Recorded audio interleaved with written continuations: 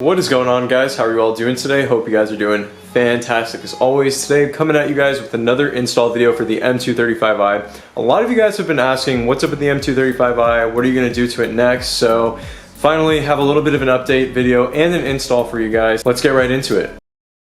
I do apologize, guys, it's a bit of a mess, but I finally got an upgraded front mount intercooler. Yes, this is from Motorsports, so huge shout out to these guys for sending me this product to review. This is the upgraded 5-inch plus front mount intercooler that they sell for the F30. This will also fit the F22 and the F32 models for BMWs as well. But I'm about to get cracking on this install right now. As you can see, I have the 235i lifted up on the jack stands. Let's go ahead and knock this out. We're kind of running out of daylight, so hopefully gonna try to knock this out before it gets dark, but I have a feeling it's gonna be a few hours.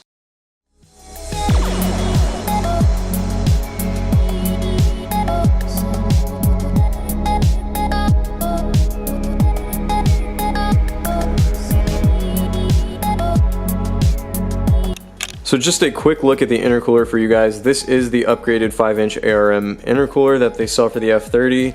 It's about twice the size of the factory OEM unit. So, you know, about double the amount of airflow and volume that this intercooler has. So it's going to be able to significantly reduce those IETs, as well as, you know, prevent heat soaking and stuff like that. It's definitely fairly heavy, especially in comparison to the OEM intercooler. The OEM one is really light.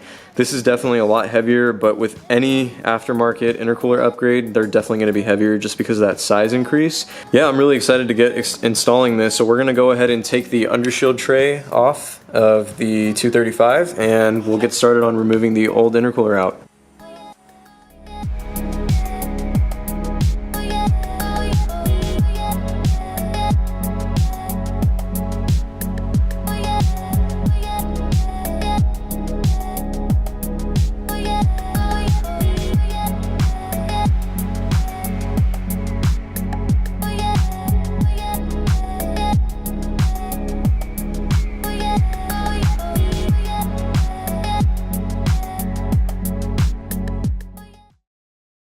So finally got this tray out. This is the most annoying part. I really need to invest in some power tools because my standard ratcheting wrench is just not cutting it. It takes so long just to remove this tray or something simple like that. I've seen a lot of guys not run these, and these are important because they protect the underside of your car, so the intercooler, the oil pan, a lot of those, you know, major components are protected from rocks and debris and things like that.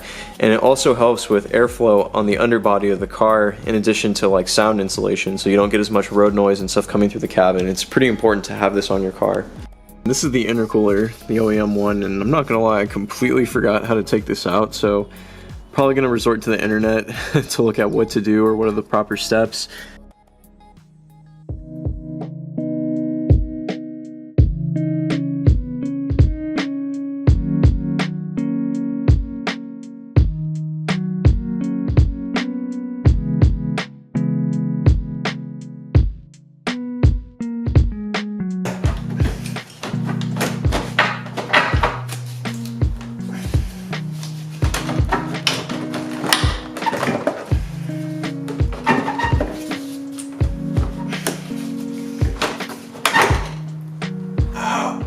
Fuck.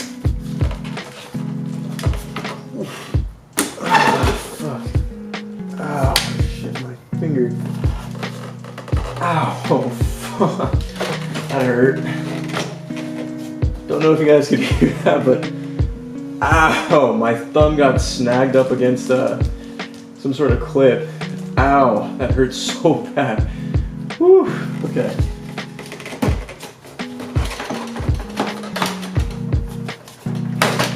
Oh, well, that's out. Okay. Filthy. Oh my lord, that's filthy. Just for size comparison, guys, this is the OEM intercooler. You can see right here is the actual intercooler surface area. All this black stuff is more of just like supportive components. So this is what you're looking at in terms of intercooler. And then look at the ARM one. Massive difference in size. So hopefully this fits in pretty smoothly. I don't think it should be that bad of an install at all. Taking this out was really simple, but we'll go ahead and get cracking on it.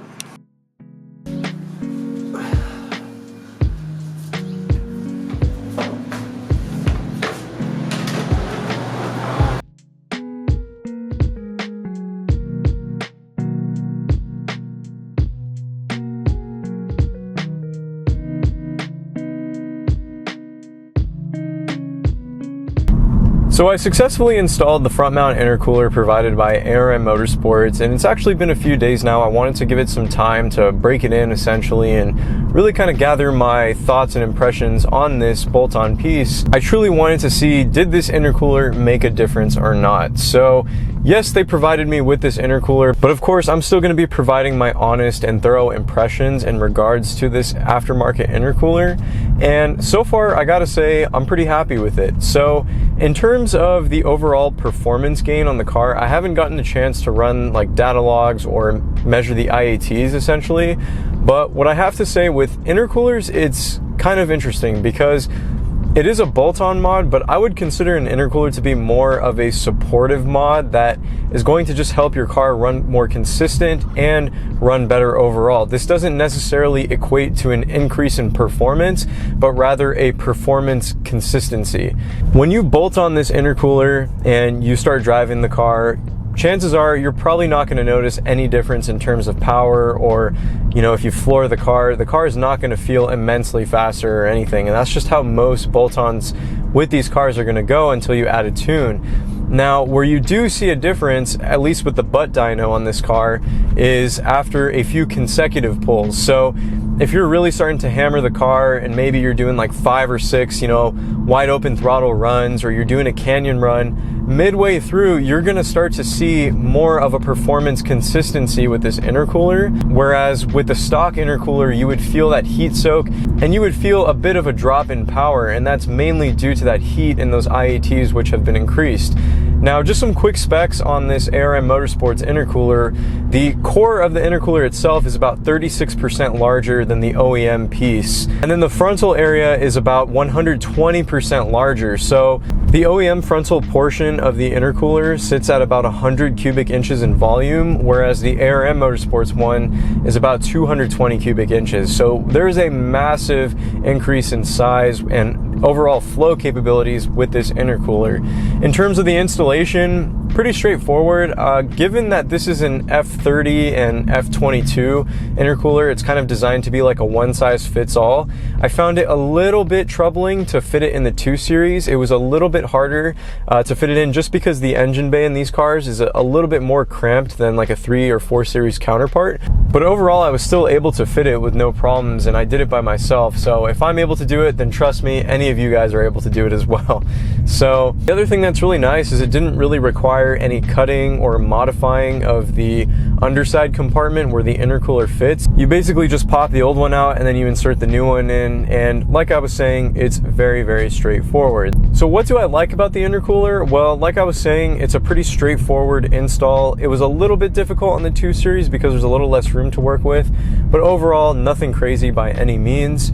You also get a massive increase in intercooler volume and efficiency, which is really, really important. And especially in the summer, I think, especially for me living in Southern California, I'll be noticing a big difference on this car particularly. It gets really hot down here. I mean, we have consistent days of just 95, 100 degree weather, and these cars will heat soak pretty darn quickly if you're getting on them in that kind of heat, which I wouldn't even really recommend to do in the first place. So I think this intercooler will definitely help in that sense to keep those temps down. But even right now, you can already notice a difference when the car's been warmed up and after consistent pulls. Does the car feel blisteringly more quick now that this intercooler is installed? No, it doesn't. It really doesn't feel any faster, to be quite honest, but it feels more consistent with its power delivery and with the pull that you get in the seat.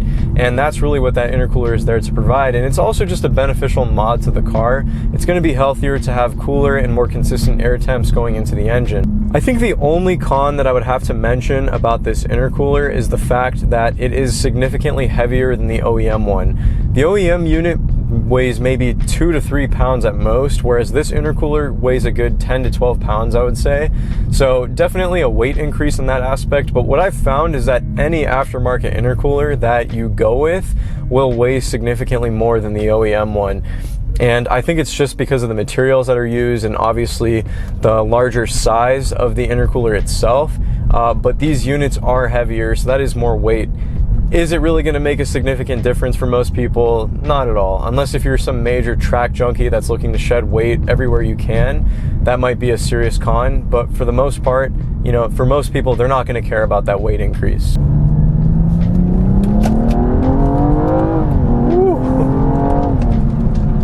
got a bunch of stuff rolling around in the back seats, and man, this car is just quick and it's fun to drive. And the last thing that is really important to mention about this intercooler specifically that ARM provides is the price.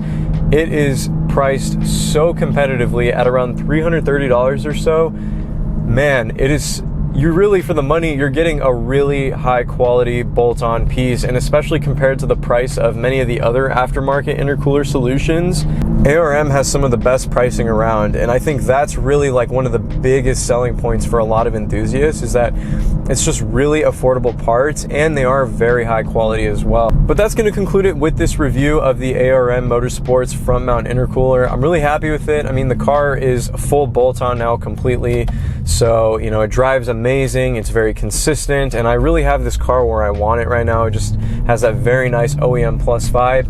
If you guys did enjoy this video, be sure to smash that thumbs up button, as well as subscribe to the channel down below. Click those bell notifications if you haven't done so already to get notified whenever I post a new video. With all that being said, guys, take it easy. I'll catch you in the next one.